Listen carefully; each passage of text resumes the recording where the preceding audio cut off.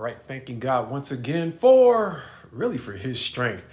Because I was really thinking about thanking him for his consistency. But without his strength, I don't really believe that we have the ability to be consistent in healthy things for very long. Understanding that, Christ has said the flesh is weak. All that aside, let's call Luke chapter 20 a long while, understanding the way in which God seems to use a story about leaving his servants unattended for a long while in a way that eventually exposes what's really on there or within their character. Something that we have seen before in the Gospels. That is once again a thing here in, like we said, Luke 20, but it really goes back to the previous chapter as Jesus was telling the parable of the 10 minas, a story that once again involves a owner or a supervisor or a manager going away for a long while only to return to see how his servants really proved to be character-wise while he was gone. Likewise, back in chapter 12, Jesus is going to tell his own apostles, maybe all of his disciples,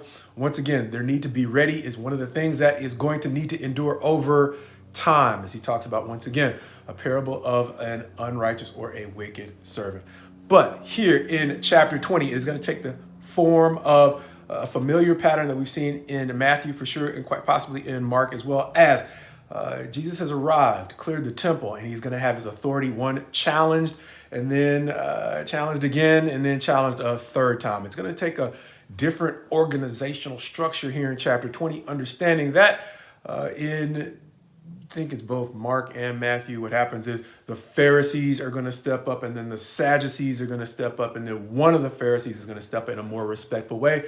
And from that, the point that we made is he once again addresses each of us according to, in a lot of ways, our own approach toward him. And so he was a little bit snarkier with the Pharisees and Sadducees who came to him in a little bit more hostile way. But even though one from the Pharisees stepped forward to him last, he was a lot nicer to that young man or that individual, understanding that individual didn't seem like he was really trying to trap him as much as he was trying to basically put all of the drama behind him and just ask him a simple question that might enlighten them all and move them more in the direction of peace. All that aside, that same structure is going to happen here, but we are not going to see that one individual in this chapter. And instead of just doing the comparison, let me just go through it, understanding that instead of the Pharisees stepping up in the previous versions, this time he is going to show the chief priests, scribes, and elders approaching Jesus to challenge his authority, asking him, by what authority does he clear the temple? And because he understands that they have ulterior motives, as we have seen before, they are going to basically have to deal with a question from him. Specifically in verse 3, it's going to say, and he answered them, I will also ask you a question. Now tell me, was the baptism of John from heaven or from man? And of course, as we have mentioned before, this is one of those times in which they haven't answered, but they will use what we call tactical silence to avoid an answer that they don't want to offer, basically an admission.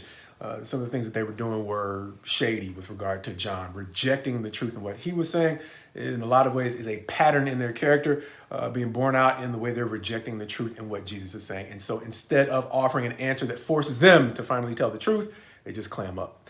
And so with that, Jesus is going to tell the parable of the wicked tenants, talking about basically them, understanding that toward the end, they're going to get it. And this is one of the places where they are literally going to give him an answer that actually isn't much better than their non-answer in the previous story, where in verse halfway through verse 16, he's going to say, or it's going to say, when they heard this, they said, surely not. Well, what are they saying surely not to? The story in which he says, a man went away for a long time in verse 9, leading into that whole story of he went away because he owned a vineyard, leaving the tenants of the vineyard to look after the vineyard. But when he sent his servants to get the produce from his vineyard, they treated his servants wretchedly, abusively. But finally, he sends his son saying, hopefully they will at least respect him.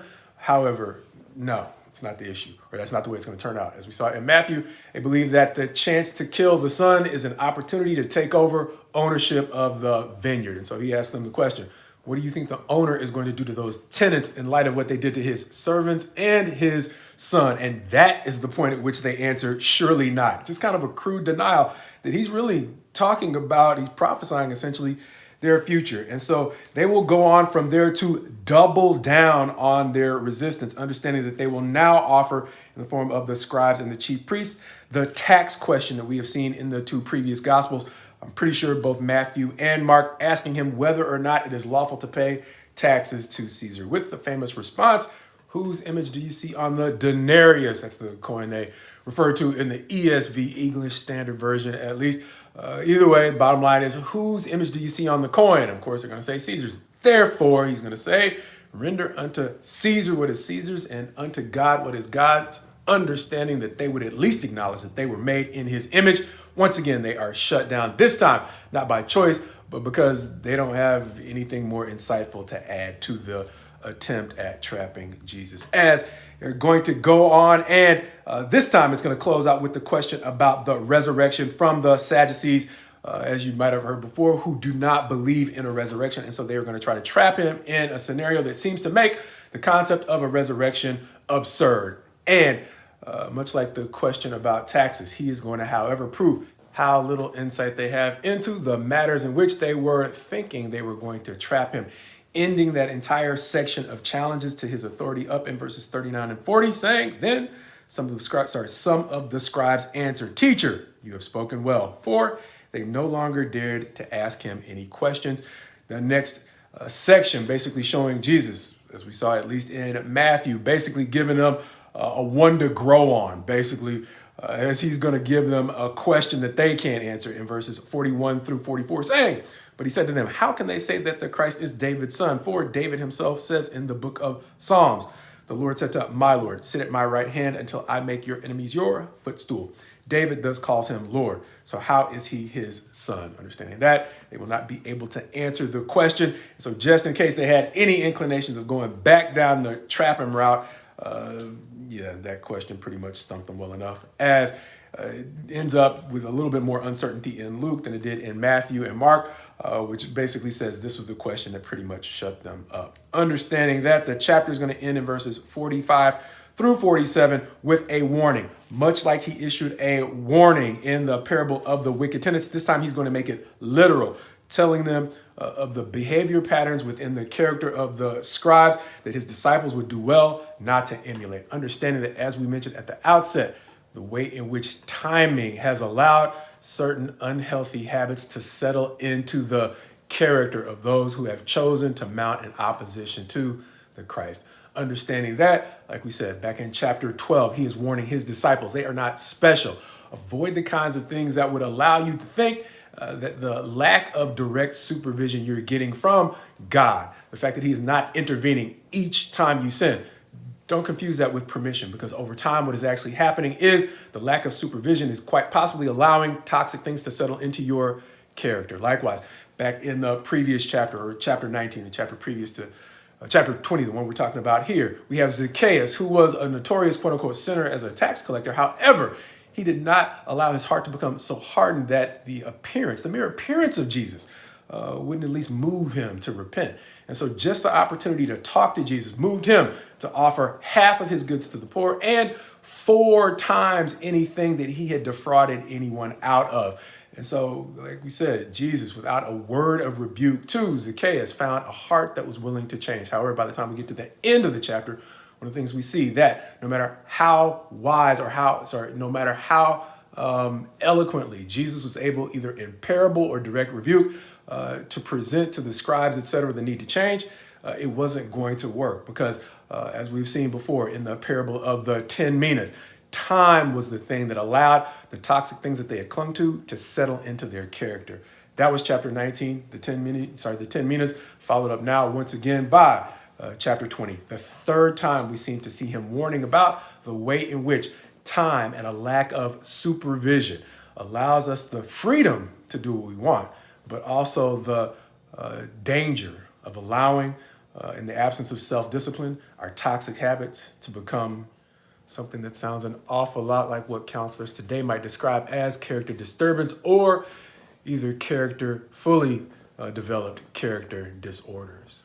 A rigid pattern that we now see in the scribes, etc., that seems super similar to things that counselors will warn are signs of character disturbance, disorder, or Yeah, those things. Anyway, in their weaponized silence, the inclination to avoid the truth or just flat out become comfortable with lying and dishonesty.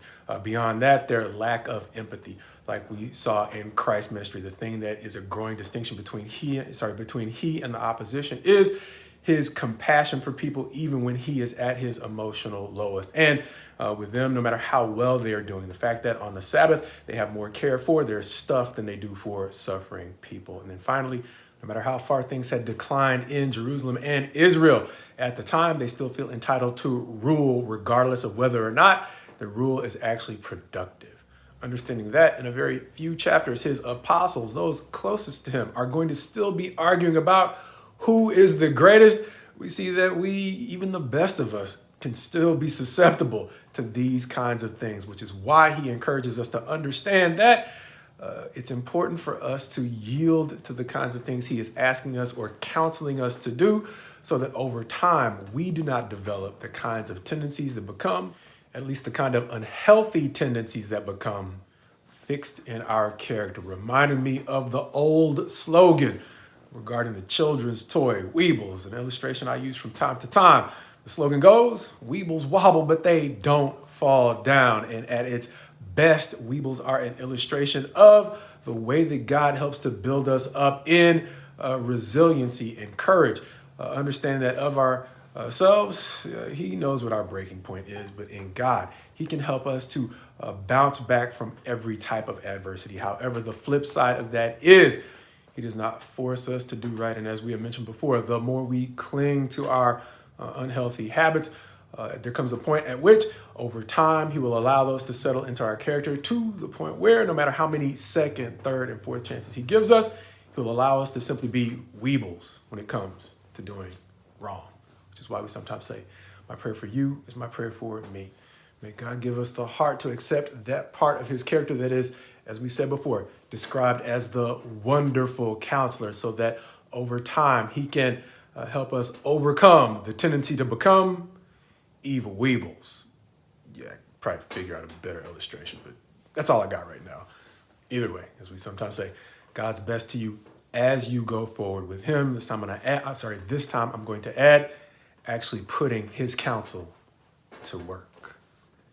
And as a bonus addendum, I thought about it after I stopped filming, that there is just within this one chapter probably a concise checklist in verses 9 through roughly 18 of a particular type of character disturbance when they check the box for dishonesty in refusing to give over the landowner's produce to him when he sends his servants. Then the sense of entitlement kicks in when they cook up the scheme to take over the inheritance by getting rid of the son. And then finally, the lack of empathy is probably pretty clearly seen in the fact that they don't show a whole lot of concern for the son by going ahead and executing on that plan, understanding that if there was another way, they were perfectly content to harm him to get what they wanted. And so that checks the boxes in a way that kind of points toward a specific diagnosis, but I'm not a professional. I just kind of recognize the signs.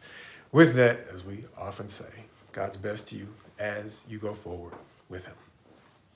With the additional addendum that, as with previous videos where I step into another lane, that being the counseling lane, I welcome feedback from those who are licensed to either correct what I've gotten wrong or just add your own insight. Either way, as we said, God's best to you as you go forward with him.